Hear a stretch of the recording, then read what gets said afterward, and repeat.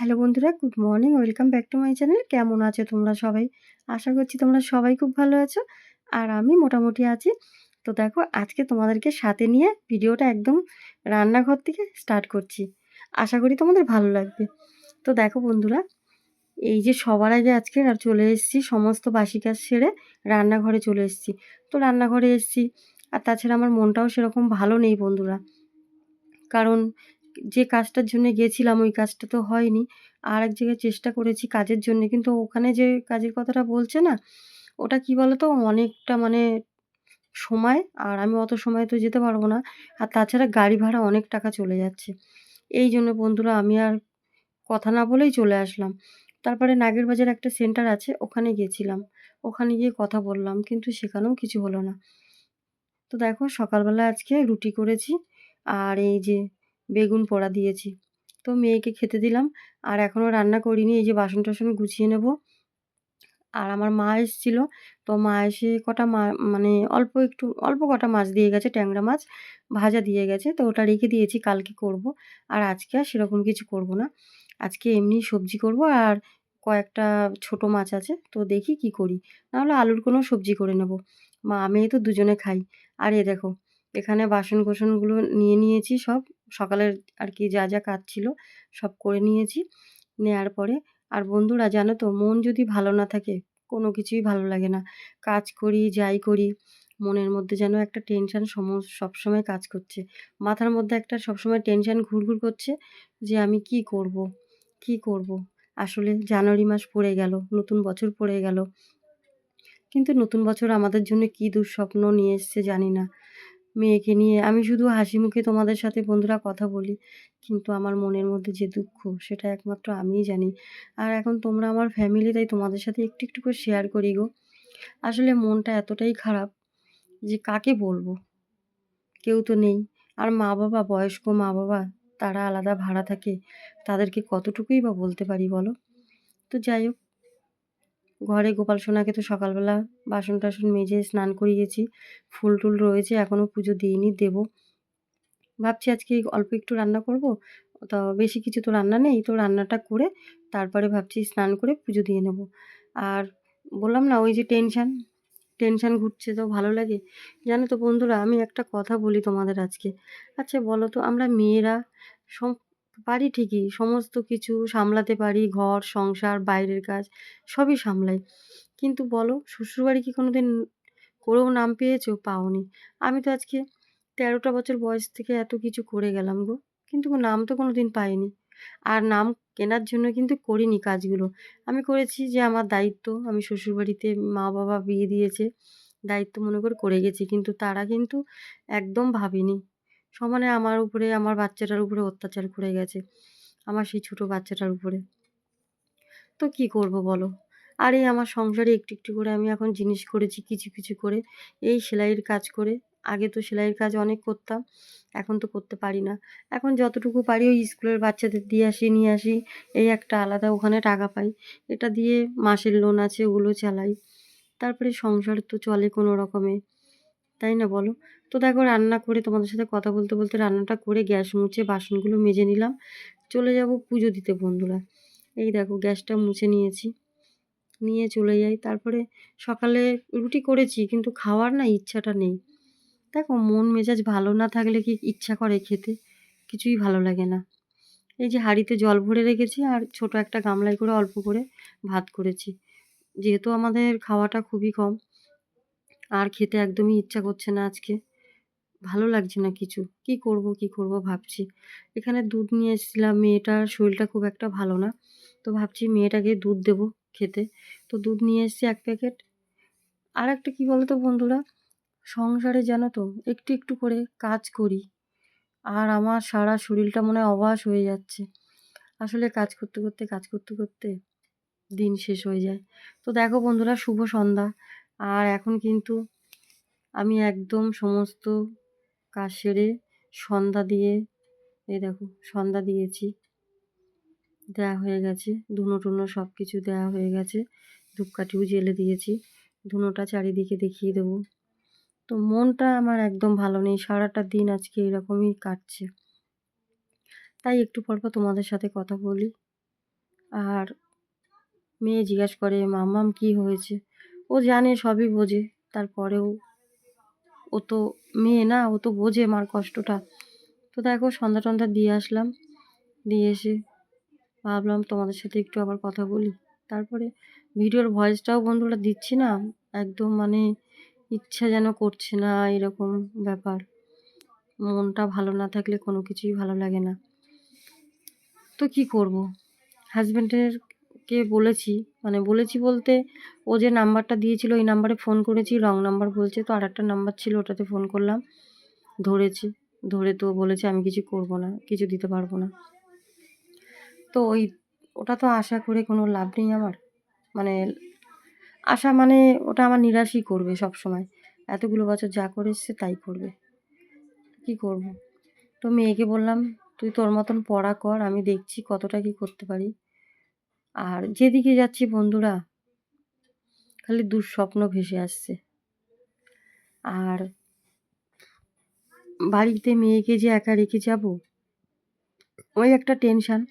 অনেকগুলো ঘন্টা আমাকে যে কাজ করতে হবে, আয়ার ডিউটি যে কাজটা, অনেকটা ডিউটি, অনেকটা সময়, প্রায় 12 ঘন্টা। ততক্ষণ আমি মেয়েকে রেখে গিয়ে ডিউটি করতে পারবো না। আর নাইট ডিউটি করতে পারবো না, কারণ আমার মেয়েকে বাড়িতে একা রাখতে পারবো না। দিনের ডিউটিও করতে পারবো না, মেয়েকে একা রাখতে পারবো না। তো কি করব বলো তো? একমাত্র এই যে যেটা ভেবেছিলাম ঘুগনির যে ব্যবসাটা করব, তো একটা ফুচকার গাড়ি তো কিনতে পারলাম না। ওটা যদি কিনতে পারতাম হয়তো কিছুটা হলেও চেষ্টা করতাম, তাই না বলো? কি বলবো তোমাদের সাথে শেয়ার করি আমার এই দুঃখ কষ্ট। আর তোমরা হয়তো ভাবো দিদিভাইটা শুধু দুঃখর কথাই বলে। তো ভালো লাগে না জানো তো বন্ধুরা, কিছুই ভালো লাগে না, মন মেজাজ কিচ্ছু ভালো নেই। এখানে দেখো আরেকটু আটা মেখে রেখে দিচ্ছি, যেহেতু আমি সেলাইয়ের কাজ থেকে, বাইরের কাজ থেকে, ঘরের কাজ থেকে সময় পাই না। তো আটাটা মেখে ফ্রিজে রেখে দিই, রেখে দিলে আমার সুবিধা হয়। বার করে মেয়েকে 2টো রুটি করে দিলাম, নিজেও 2টো রুটি খেয়ে নিলাম।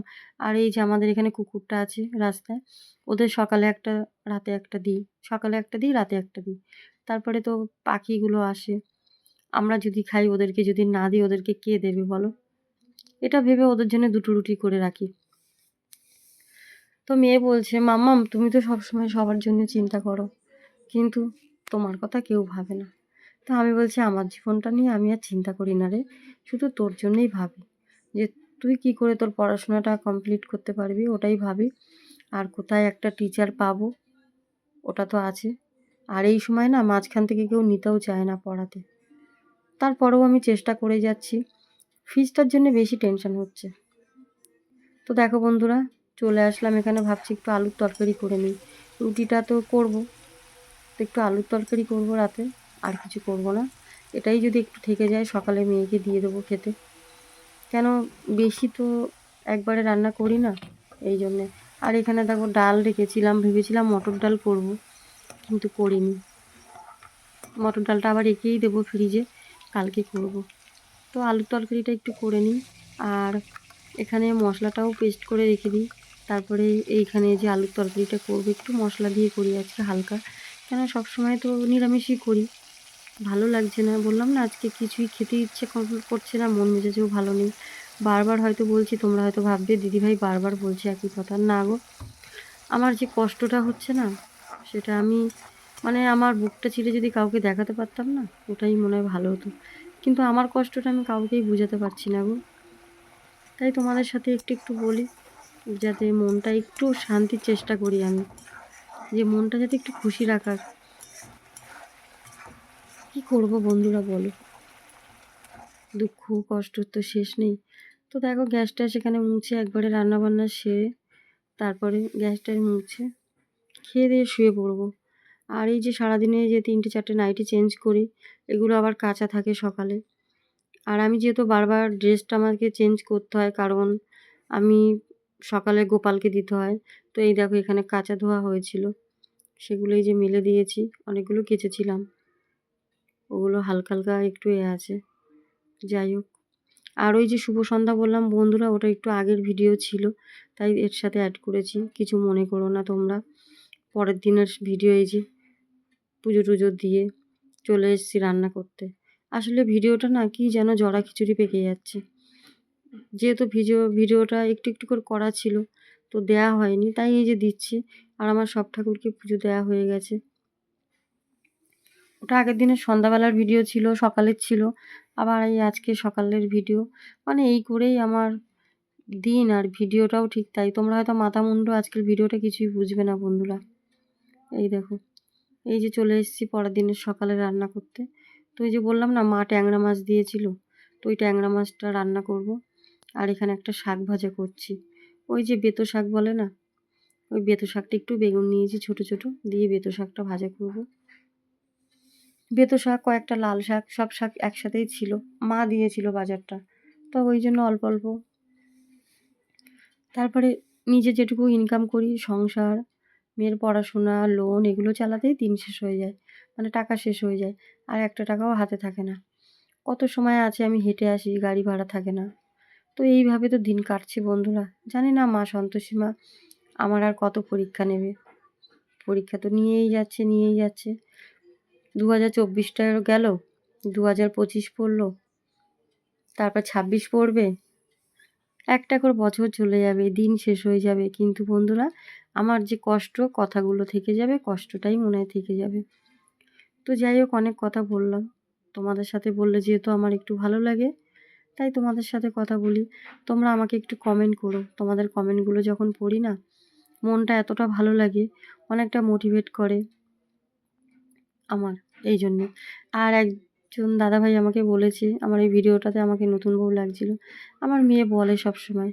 তো বন্ধুরা একটা কথা বলি, আমার বয়স কিন্তু খুব বেশি না, আমার 13 বছরে বিয়ে হয়েছে, আর আমার মেয়ে হয়েছে 14 বছরে।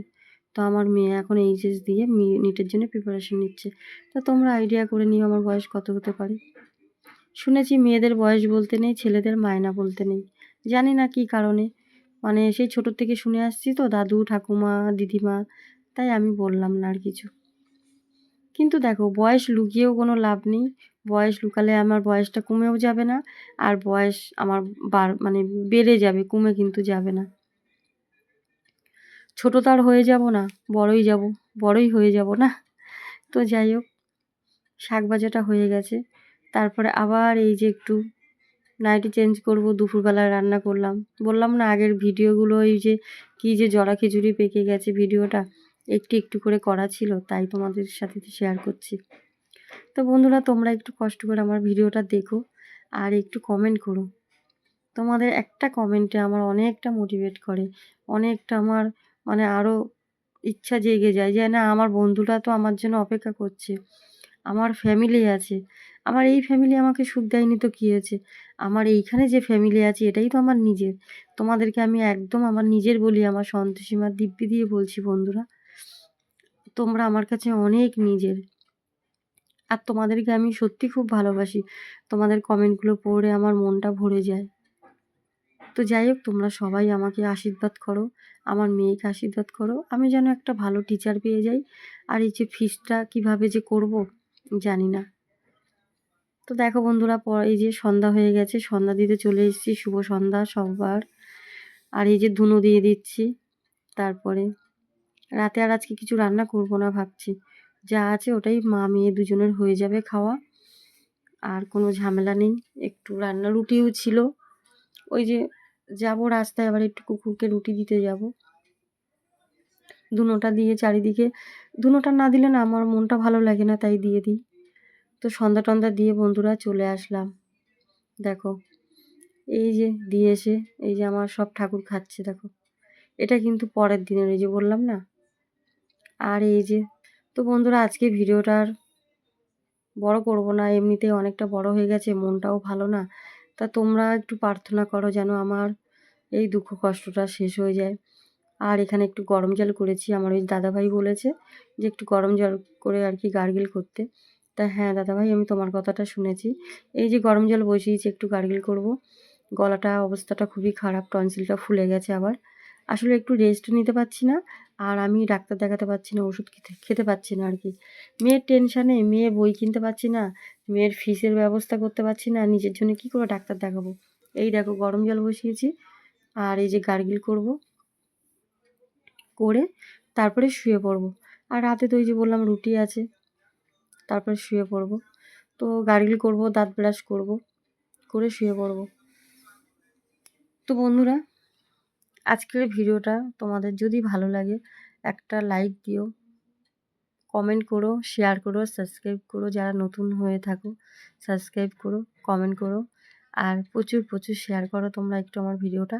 আমাকে একটু সাপোর্ট করো গো, যাতে আমি একটু আমার মেয়ের নিজের পড়াটা, আমি মেয়ের পড়ার ফিসটা আমি মানে একটু এখান থেকে একটা আর্নিং আসে আমার, ওটা দিয়ে যেন মেয়ের ফিসটা আমি দিতে পারি, মেয়ের দুটো বই কিনতে পারি, দুটো খাতা কিনতে পারি। এটার জন্য শুধু তোমরাই পারো আমাকে একটু সাপোর্ট করতে। তোমরা ছাড়া যে আমার কেউ নেই বন্ধুরা।